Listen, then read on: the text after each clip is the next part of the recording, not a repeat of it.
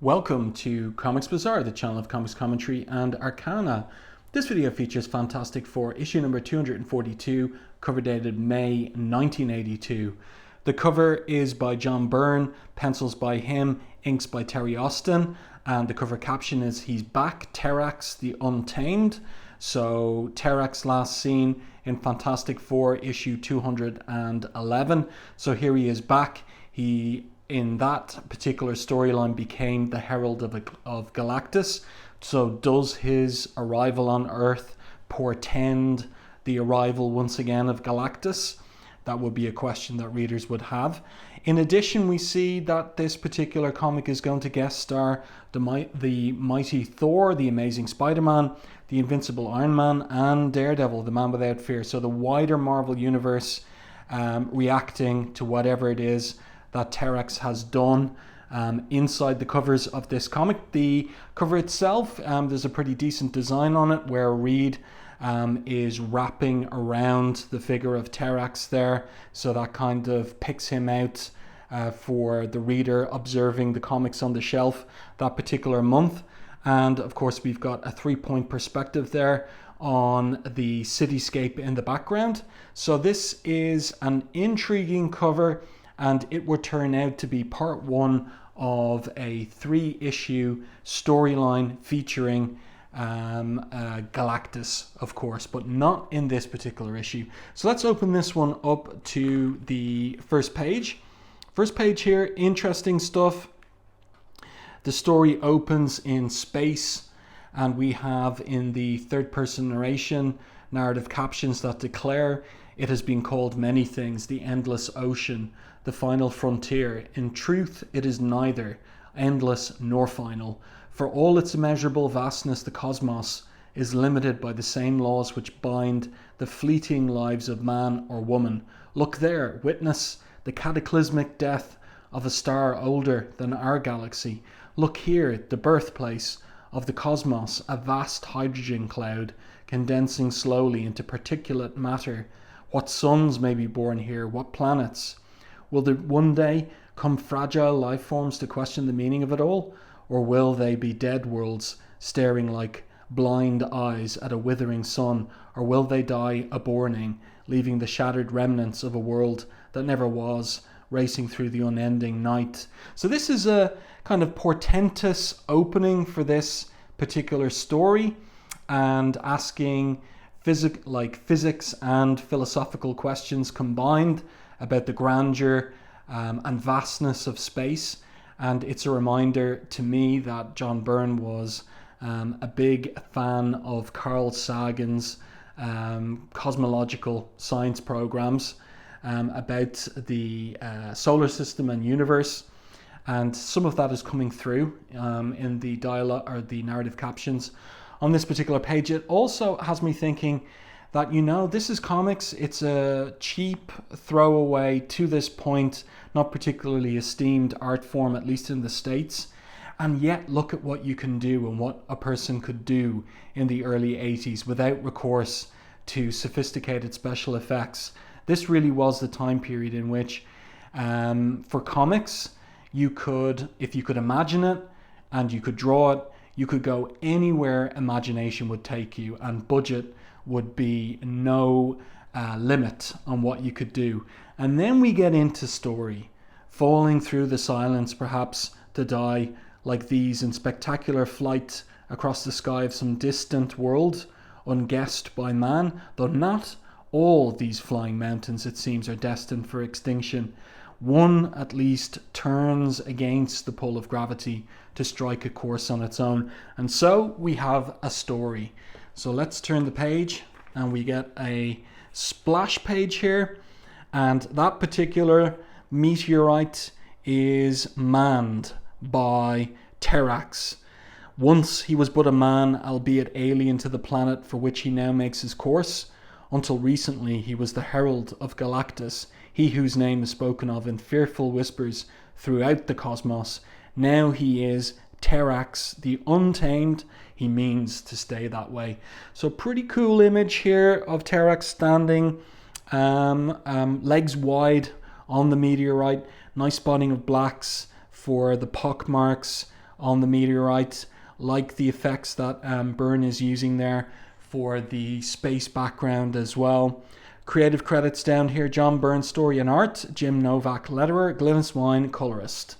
So, back on Earth, meanwhile, or at least as close to meanwhile as has meaning in so vast a cosmos, the new year is a week old in Manhattan, and at her bustling heart is a small oasis of quiet.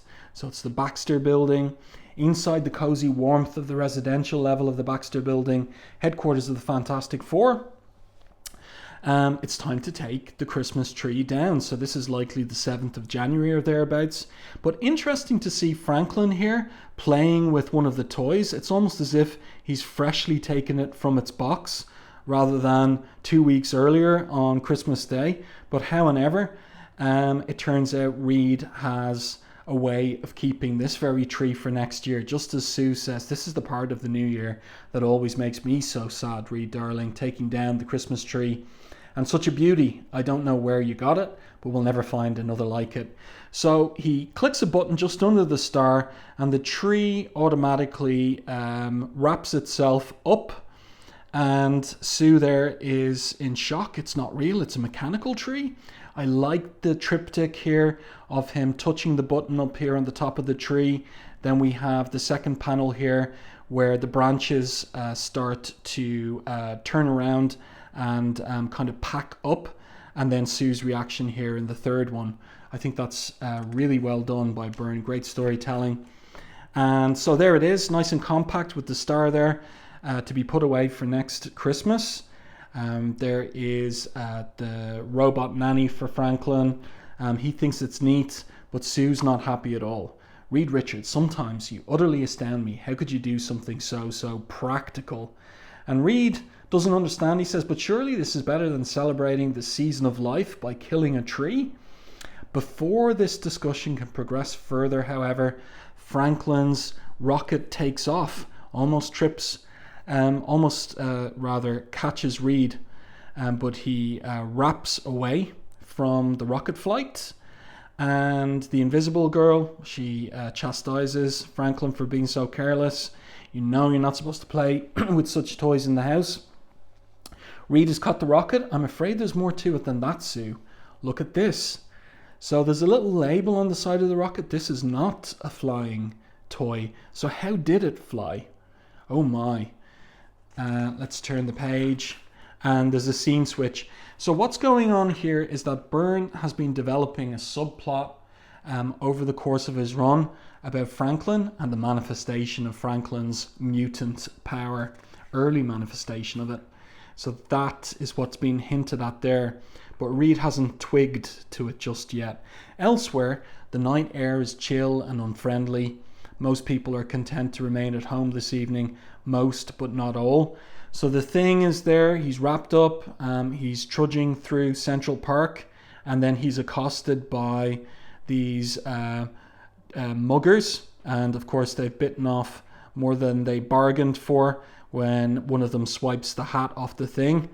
Holy spit, it's some kind of monster. So they're all in shock. One of them recognizes that it is the Thing. And they start to run off. This is a great sequence here.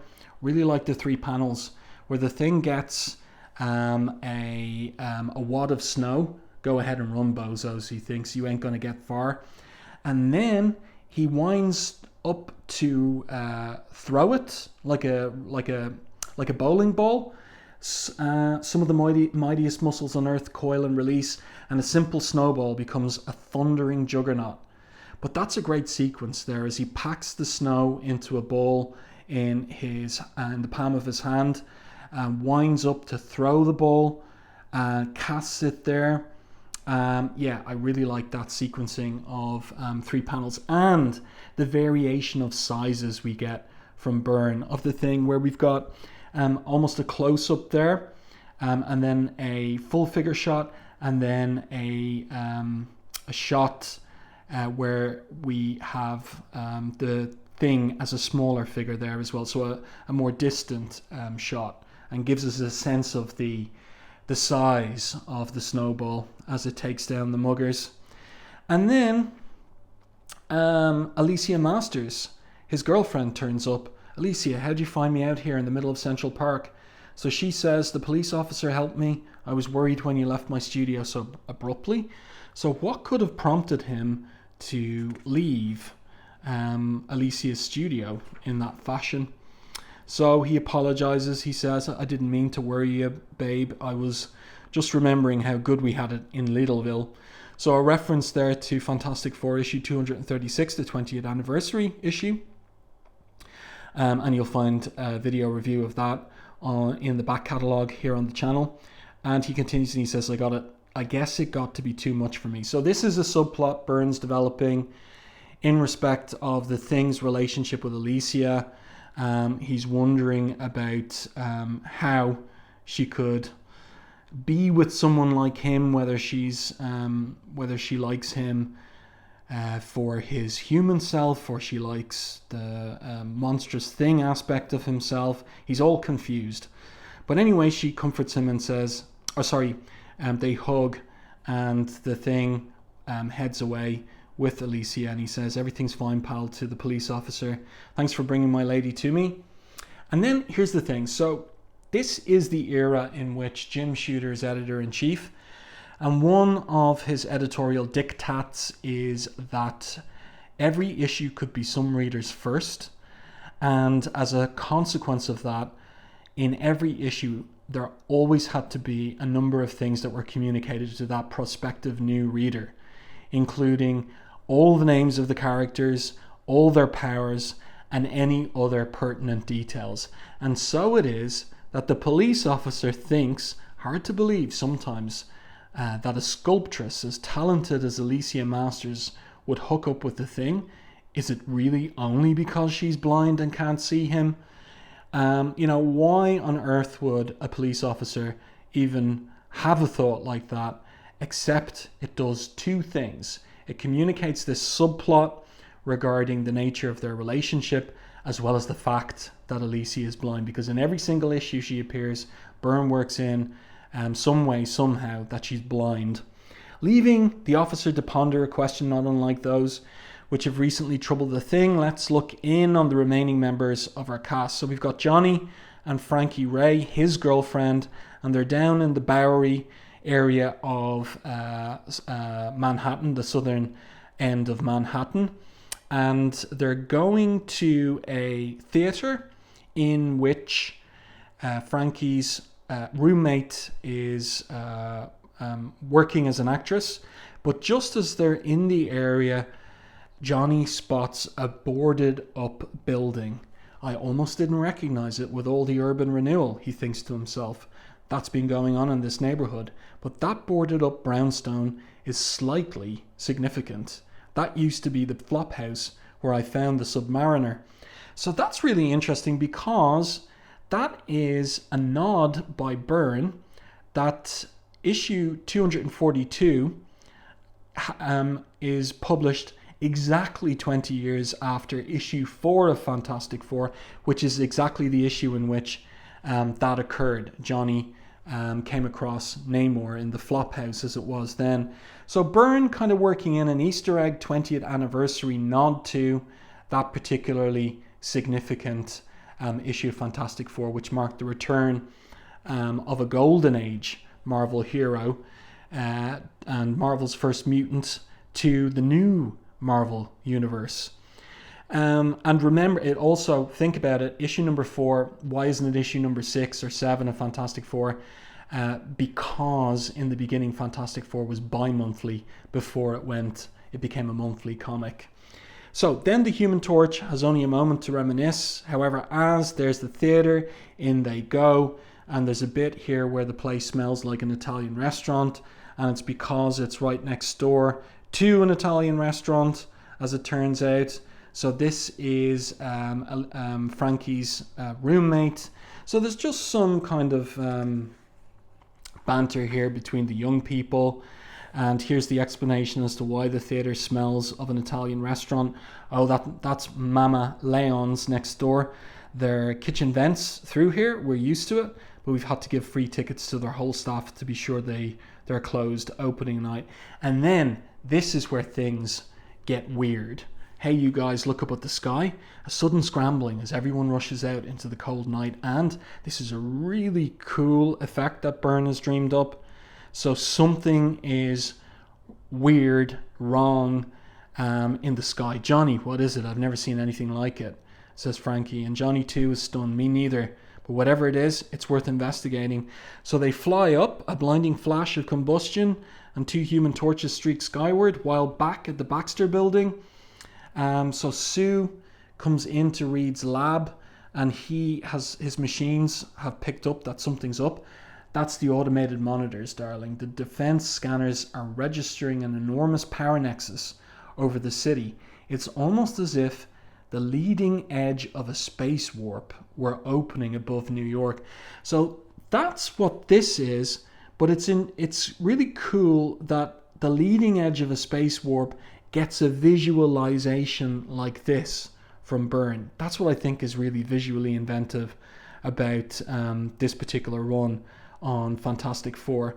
So the Thing arrives back from Central Park. Hey Stretcho, is that you making all them crazy lights in the sky? Or have we got ourselves another mess of trouble? So he's made his way directly back to the Baxter building. Reed says, it's not my doing, Ben. Stand by whilst I finish correlating the data. I'm afraid this may signal dire consequences. The initial readings indicate this energy is not unfamiliar. But before Mr. Fantastic can continue, in fly the 2 human torches, and then there is an explosion. So the action is coming thick and fast now. A fury of unimaginable power, and the top 2 stories of the Fantastic Four's headquarters cease to exist. That's dramatic. And when the smoke of that carnage clears, look who it is. It's Terrax, last seen in issue 211. And of course, he delivers a speech in true Silver Age villain style. And of course, John Byrne would have been aiming for that Shakespearean diction by way of Stan Lee.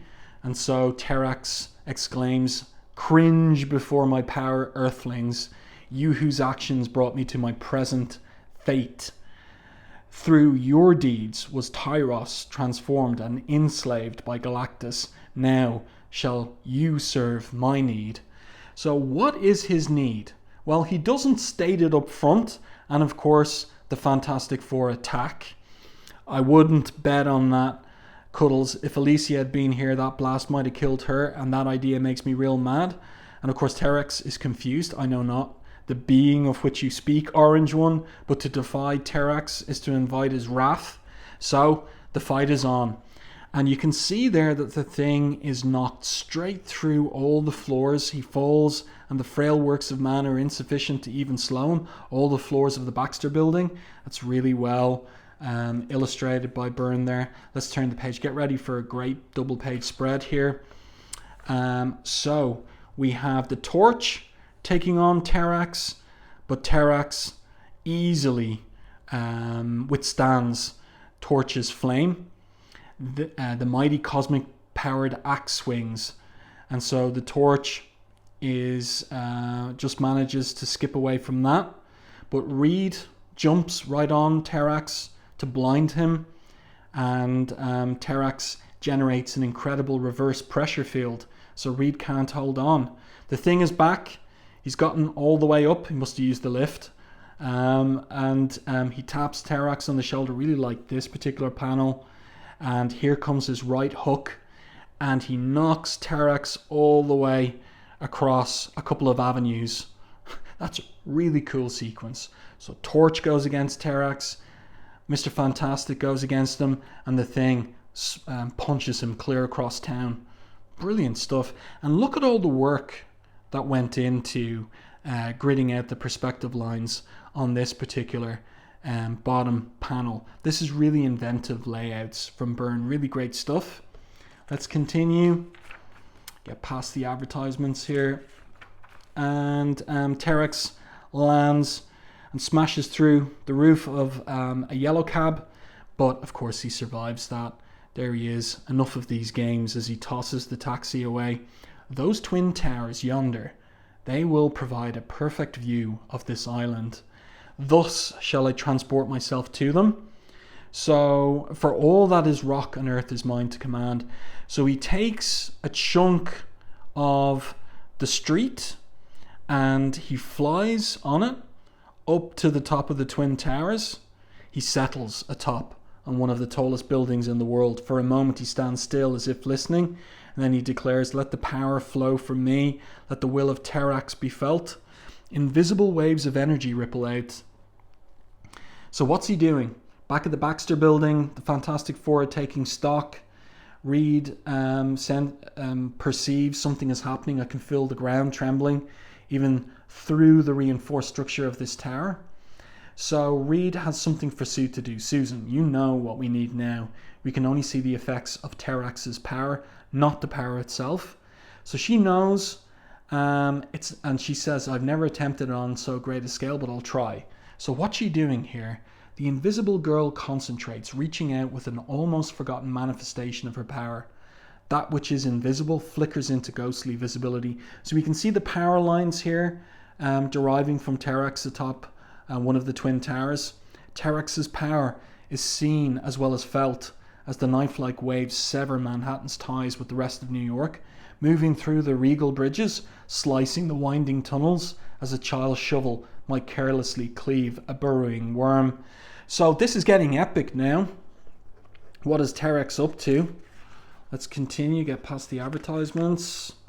And terrible as the damage is to the bridges, imagine, if you will, the condition in tunnels suddenly open to the rivers above. So the rivers are flooding into the tunnels. So the passengers in these cars, the drivers and passengers, looks like they're going to drown. But of course, Manhattan is full of superheroes. Elsewhere, some miles away, in this unassuming house in Queens, we've got Peter Parker. He spent a day with his Aunt May, been out making a snowman in her front yard, and then he gets a wave of his spider sense. Such a painful signal. So Aunt May, of course, doesn't know about his alter ego, Spider-Man. So he makes his excuses. He needs some air after too much fruitcake.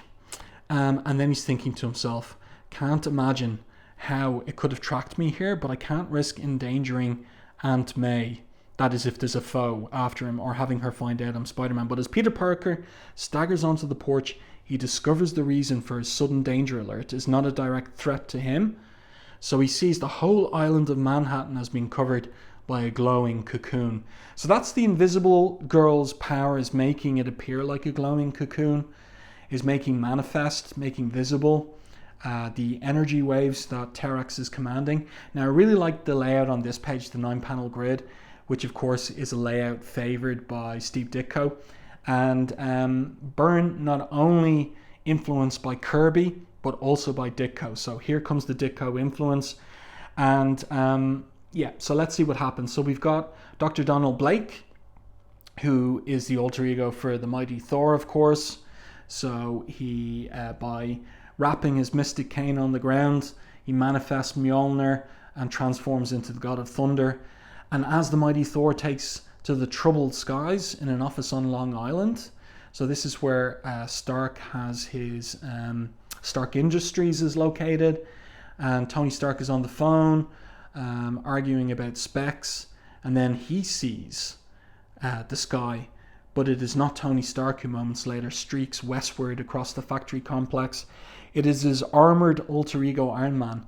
And elsewhere in the city, we've got Daredevil. Something incredible must be happening.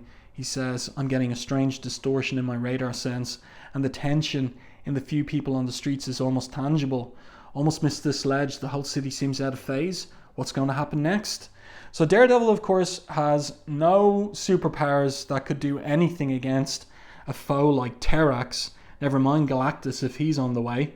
But here you get Byrne taking account of the fact that the Fantastic Four exist in a shared universe with all of these other heroes, and what would their be reaction to such an attack on Manhattan?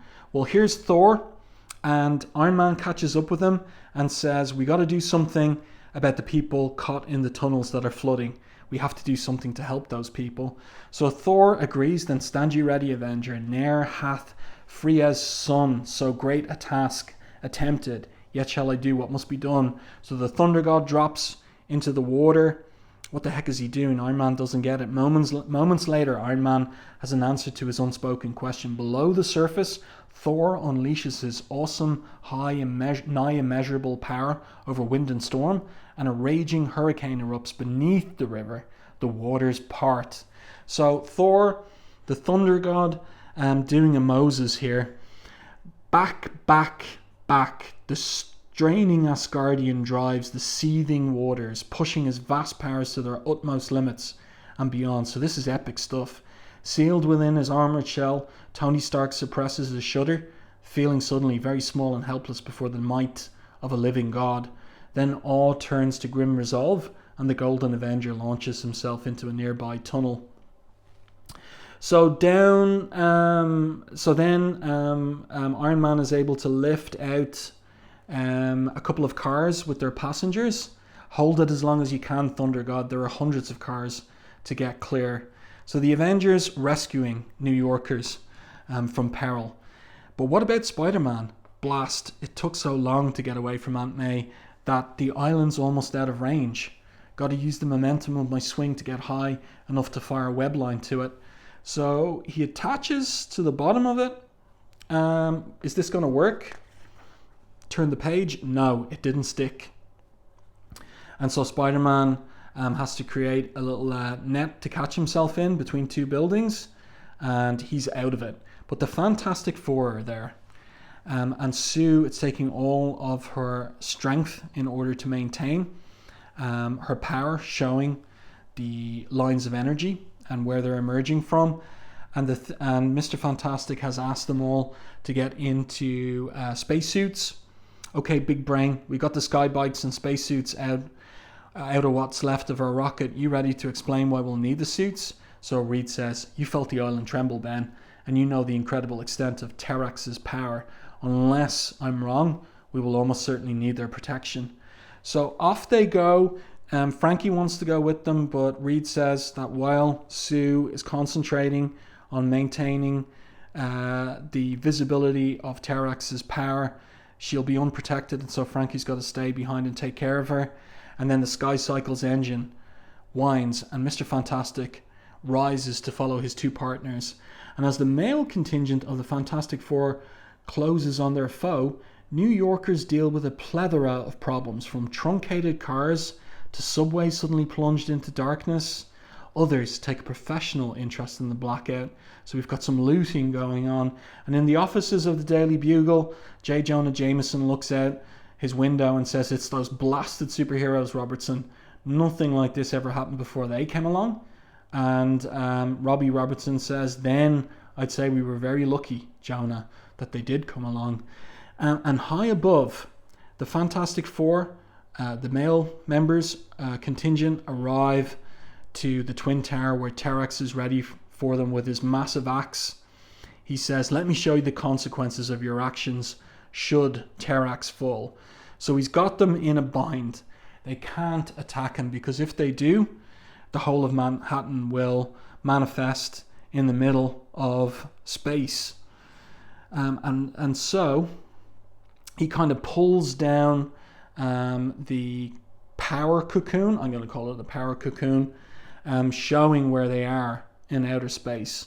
And so they witness the terrifying truth of Terrax's deed as the windows, now thrust above the field, explode outwards in utter silence into a vacuum.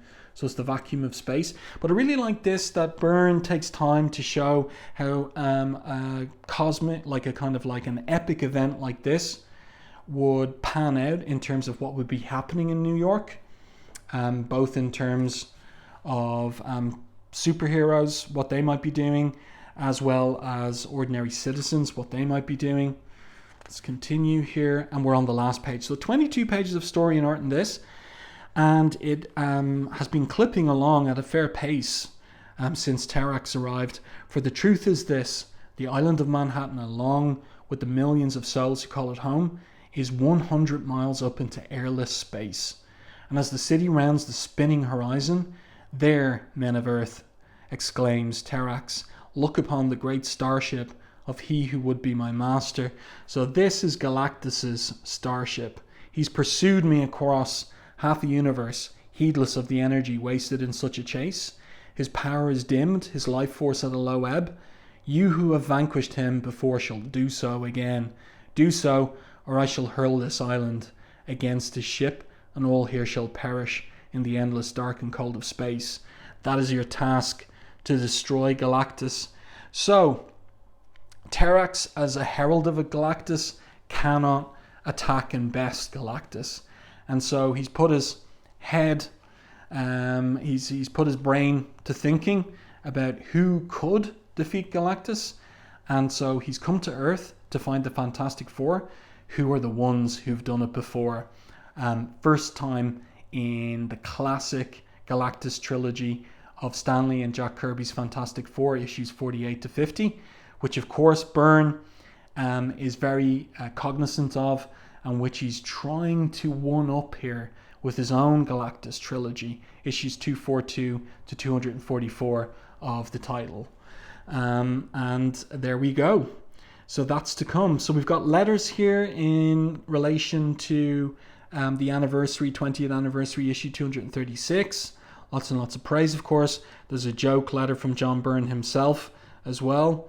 And that's in relation to Stan Lee's contribution to the 20th anniversary issue. Next month, the FF, the Mighty Galactus, Terrax the Untamed, Thrills, Chills, and a City of 8 million people in mortal terror. Need we say more? So, epic. Byrne has gone epic.